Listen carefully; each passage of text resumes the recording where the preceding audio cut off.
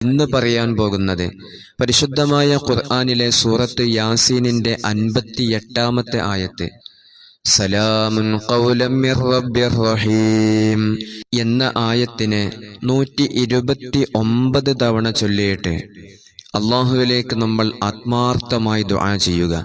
ഇത് ചൊല്ലേണ്ട രൂപം: ആദ്യമായി നമ്മൾ 7 ഫാത്തിഹ പാരായണം ചെയ്യുക.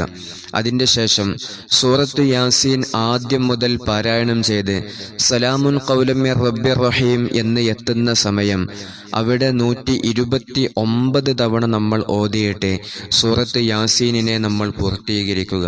അതിൻ്റെ ശേഷം ഖൽബറിഞ്ഞ് നല്ല ഇഖ്ലാസോടെ നമ്മുടെ ആവശ്യം മുൻനിർത്തി അള്ളാഹുവിലേക്ക് നമ്മൾ തേടുക. നമ്മുടെ എല്ലാ വിഷമങ്ങളും അള്ളാഹു മാറ്റിത്തരും. രക്ഷയുടെ ആയത്താണ്, സമാധാനത്തിൻ്റെ ആയത്താണ്, ഒരുപാട് ആവശ്യങ്ങൾ നമുക്ക് നേടിത്തരുന്ന ആയത്താണ്. അള്ളാഹു നമുക്ക് തൗഫീഖ് നൽകട്ടെ.